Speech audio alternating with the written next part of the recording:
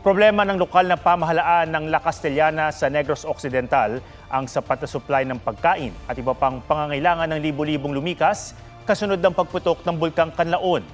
Pinag-aaralan na rin ng pagpapalawak ng mandatory evacuation dahil sa banta ng lahar. May report si Eileen Pedreso ng GMA Regional TV.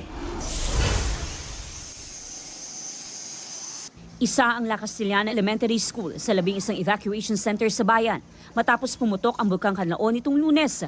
Mahigit 9,000 residente ang lumikas sa bayan habang tumatagal ang pananatili nila sa mga evacuation center. Problema ng LGU ang pagkain at iba pa nilang pangangailangan. Tiway kami bulong kag dasuntanan eh. Daw ka budlay sa sitwasyon namin nung kapag may bata nga gamay. Problema natin is the food. Siyempre, ang DSWD, ang province, meron silang mga food packs na pwede nating i-repack. We need na bigyan sila ng gulay or any ulam.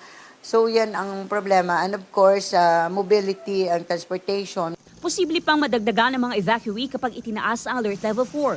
Ibig sabihin, sasabog na ang bulkan anumang oras. The LGUs should urge the public to prepare. Hindi natin isipin na the alert level will be lower down, but we should prepare as if the alert level will go up.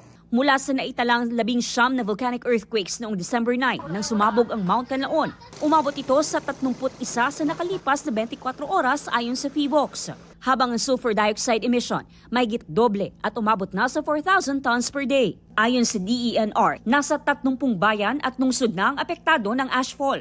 May banta rin ng lahar kapag maulan, kaya pinag-aaralang palawakin ang sakop ng mandatory evacuation. Ang mahinang pag-ulan sa La Carlota City kagabi nagdala ng masangsang na amoy. Di amo na din man nervyos ka man ma'am eh. Amo man naman kita bakanhan gid namon sa tanan nga kun ano mag-incase maging nga emergency mabakwit na kami. Pinasususpindi muna ng Department of Tourism ang mga tourism activities sa La Castellana, La Carlota City, Bago City at Murcia Negros Occidental, pati Canlaon City sa Negros Oriental.